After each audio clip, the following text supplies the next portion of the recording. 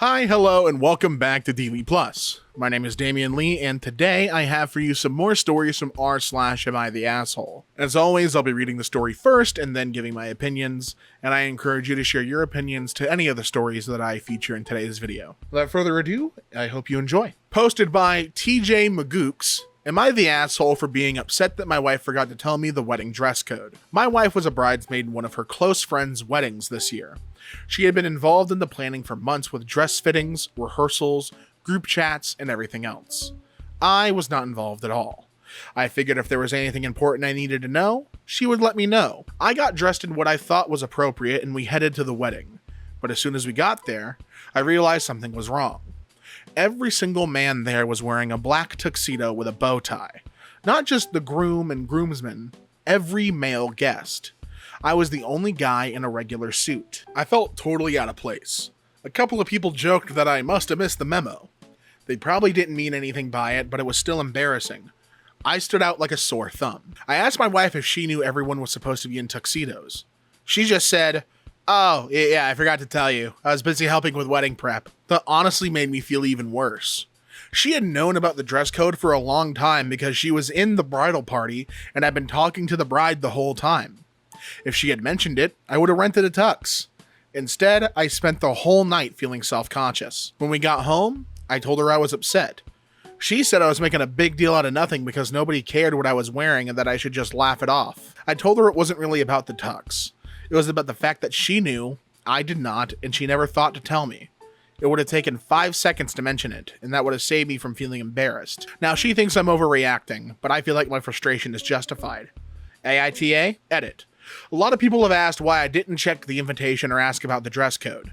That's a fair question. I assume my wife would have mentioned something out of the ordinary since she was part of the bridal party and knew all the details. I didn't think much of it because every wedding I've been to before, a suit was perfectly appropriate. I take responsibility for not checking the invitation myself. My frustration isn't that I think it was entirely my wife's responsibility. It's that she knew every man was expected to wear a tux, knew I didn't know, and simply forgot to mention it. If the roles were reversed and I knew something that would have left her feeling out of place all evening, I would like to think I would have mentioned it to her. If she had mentioned it to me, I would have rented a tux without hesitation. The thing is, I understand why he's mad. I understand why OP's upset, but I also think this is kind of an everyone sucks here situation. He mentions it in the edit, but he could have absolutely looked at the invitation himself there and seen like, hey, oh, this is a black tie formal, and rented a tuxedo.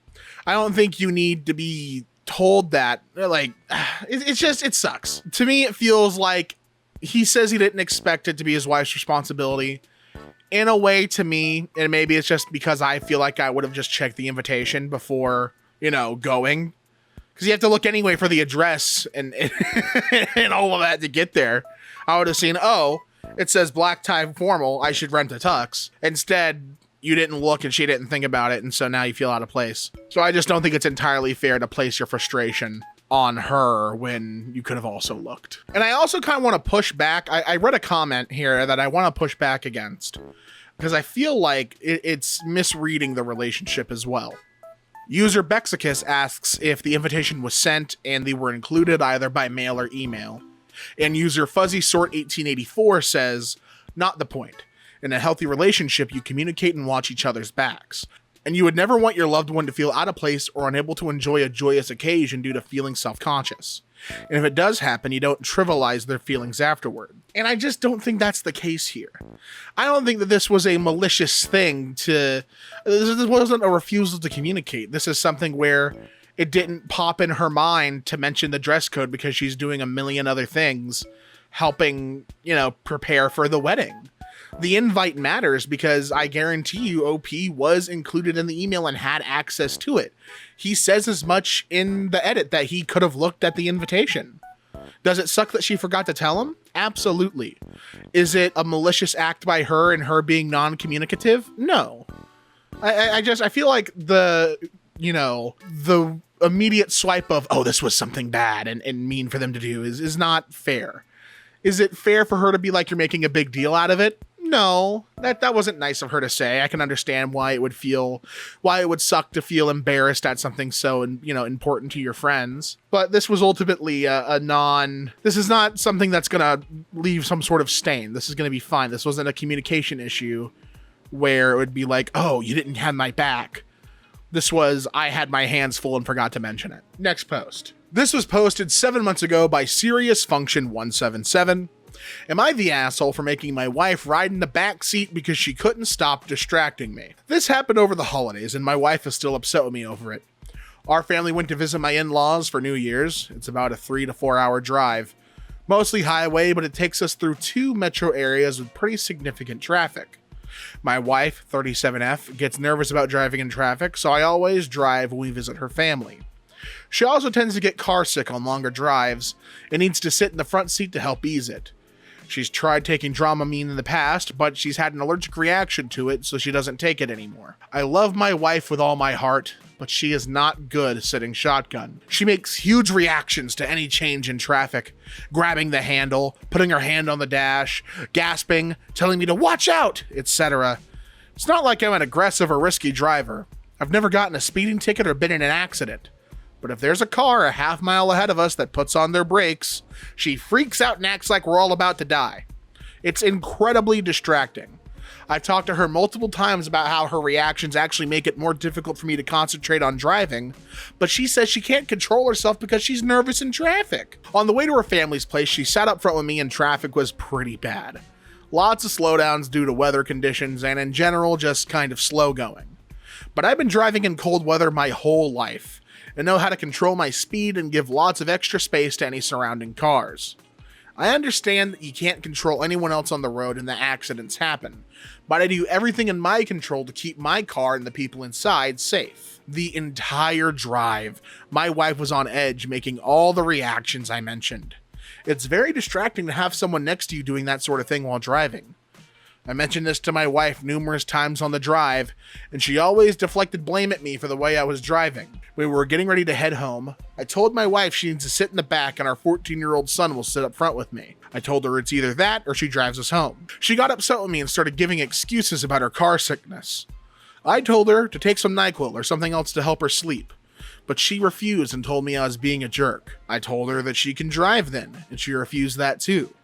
Eventually, she reluctantly got in the back seat with our 11-year-old daughter.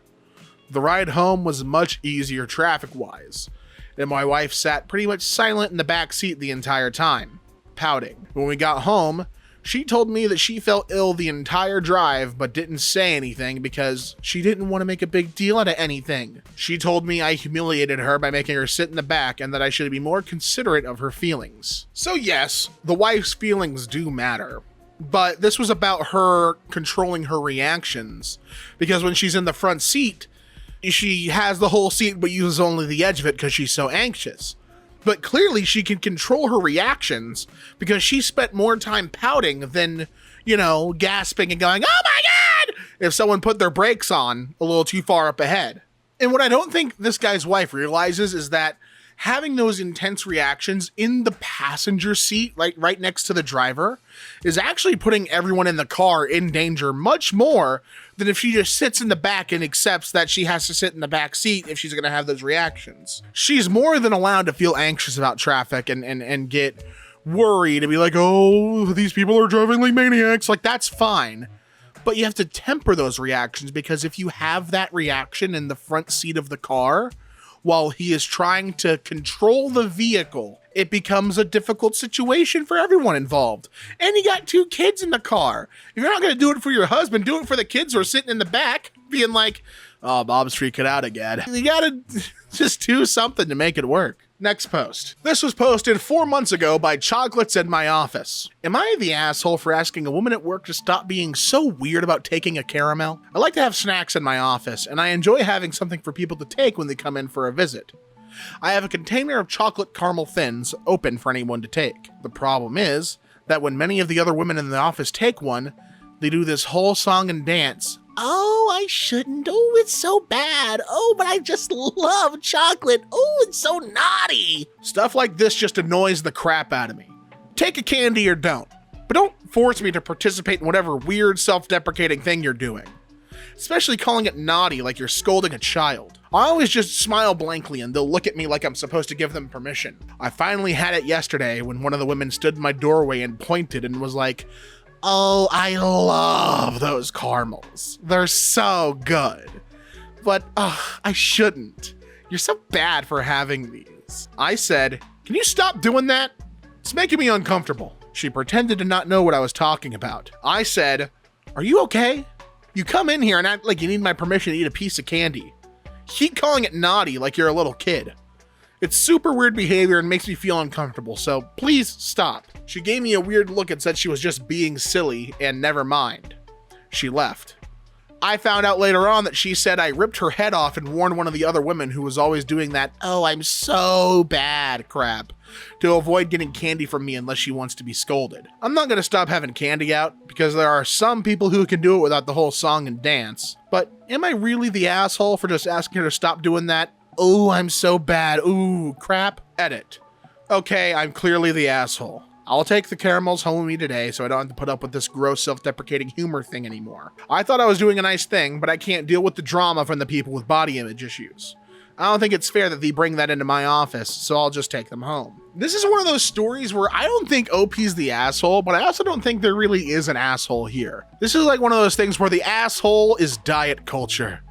And then, dramatic stinger plays. This is really just people being like, they've learned that they should feel bad for eating something that is enjoyable to have. And they're being like, "Oh, don't worry. I know that I'm being bad right now. Don't worry. Don't gotta tell me. Don't have to shame me. I know I'm being shitty for eating something I like." Like that's what's going on here. I think maybe the only crime OP is guilty of is being really blunt about it. If you wanted to have a gentler way of approaching this and being like, "Hey, this makes me uncomfortable," is being like, "Hey, I think that frame of mind is really harmful, and I would really like it if you just took a candy without all the extra commentary. That'd be really nice if you just could take it and not do the whole thing." Like, that would be a gentler way to approach it. Really, the problem here was OP's tone. And I think that may be what drove it into asshole territory for some people, is the tone OP used, especially in like an office place environment. It could be considered a little too aggressive. Next post. This was posted 4 months ago by Defiant Function 8397. Am I the asshole for refusing a wedding gift knowing there will be strings attached? My fiance 32M and I 31F got engaged on Christmas Eve. Until recently, I had a great relationship with his family, his mom especially.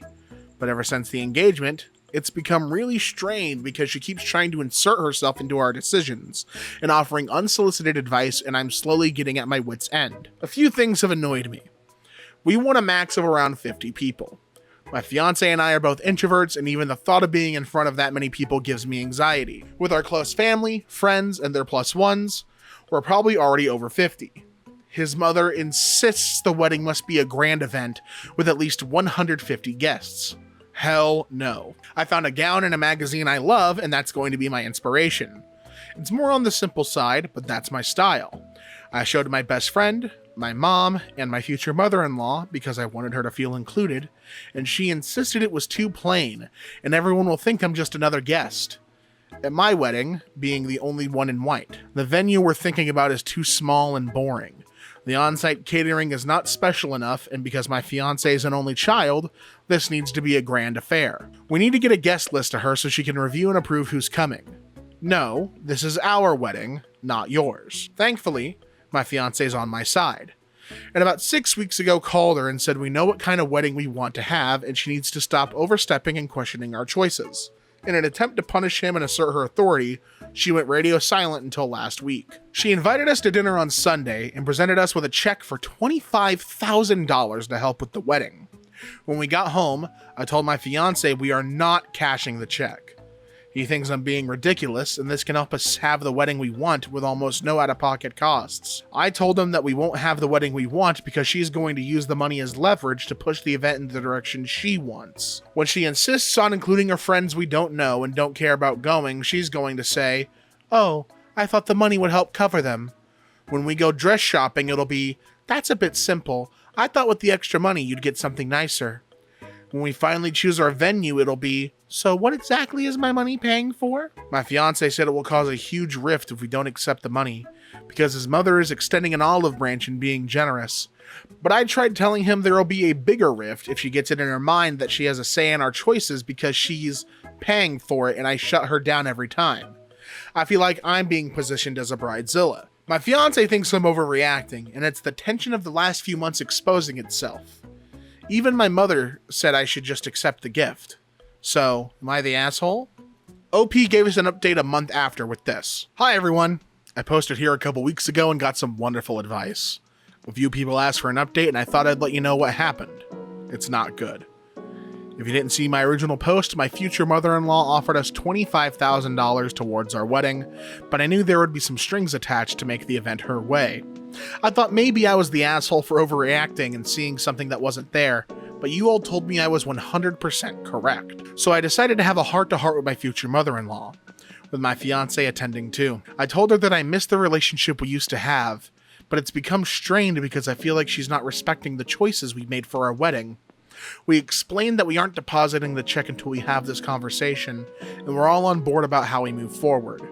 I know we didn't need to provide a rationale, we just required acceptance, but I thought that would help her understand. The wedding size. I reminded her that my fiance and I are introverts.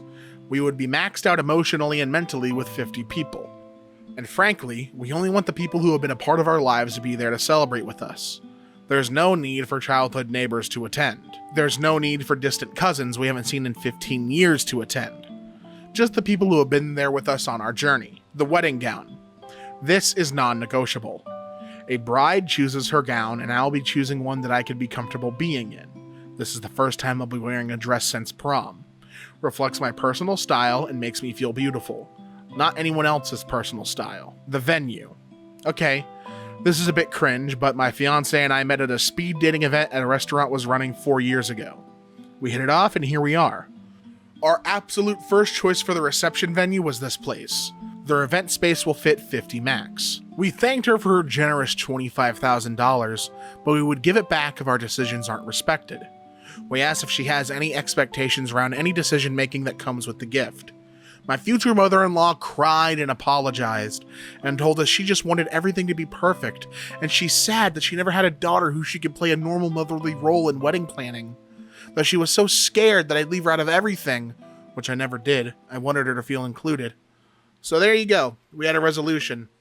We deposited the check and started to move from the spitballing ideas to confirming vendors phase. When I called the restaurant we wanted for the reception, their private function room was unfortunately booked out for a very specific date that we can't change, which was really sad. So we decided to start looking at other options. A few days later, I get a call from a wedding planner who proceeds to tell me that my future mother-in-law hired her to help with the wedding. What the fuck? I called my future mother-in-law, and she explained that my fiance mentioned we lost our preferred venue, and she wanted to take some pressure off my shoulders and hired a wedding planner. She insisted the planner was just to do all the background admin tasks. Okay. I decided to give her the benefit of the doubt. I'm not sure why a wedding planner is needed for a small wedding or why they'd even bother taking the job, but if my future mother-in-law wants to spend her money on making things a little easier for me, that's fine. I met with the planner twice, described our vision for the wedding, and she said she'd put together some bookings to view venues, taste cakes, etc. Here's where the shit hits the fan. The planner sent us a list of venues she's booked for us to see. We had a look online and all of the venues are large, like designed for 200 guests. We're confused, and when we went to the first appointment yesterday, my fiance joked that 50 people won't need this much dance room. The planner looked confused and explained that future mother-in-law contacted her last week to explain that we were considering expanding the wedding.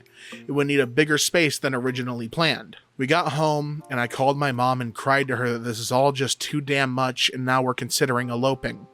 My mom's spidey senses tingled, and she called the original restaurant we wanted and was like, I'm calling about an event my sister is planning, and she's so forgetful I just want to confirm she's booked the private function room. It's for date, and my sister's name is mother-in-law's name. You guys, this bitch booked the fucking venue out from under us. She booked it and paid a deposit to secure it so we couldn't have it. I can only imagine she did this to slowly convince us to book a larger venue and host a larger reception. My fiance called her and tore her a new one. He told her she's no longer involved in any aspect of planning, will not be working with her planner, All vendors will be password protected, and she's lucky she's still even invited, but will only be attending as a guest. No speech, no mother-son dance. He also told her that if she interferes at all again, she won't even be allowed as a guest. We transferred the money back to her account. I told him I'm going no contact. I don't really want her there, but I'll be polite on our wedding day because I don't want drama. But then I'm back to no contact for good. He is 100% backing me up. Comment from Z Eldepin. I would love to hear how mother-in-law justified this to her son when he ripped her a new one. He told me she just kept saying that she wanted the best for us and to have the perfect wedding. That shortly became her admitting that she thought our choices and my taste was shitty and she needed to save us the embarrassment. Talk about digging your hole deeper. The goal of that is insane. Your kid, because again, my brain immediately goes to, you are inserting yourself in a unwanted way in the most important day of your kid's life. What do you think that's going to do to the relationship between you and your child? It's just, I can't even wrap my mind around it. That's so insane. And even after sitting down, laying out ground rules, crying to OP, being like, I just want to be included. And then they're like, okay, we'll include you. We want you to be a part of the wedding. And then going under their noses to book out their dream venue. Oh my God. It's so slimy. And that's going to do it for this video, and I hope you enjoyed. If you do, be sure to subscribe because I upload every Monday, Wednesday, and Friday with more Reddit stories for your enjoyment. Until next time, my name is Damian Lee, and I'll be seeing you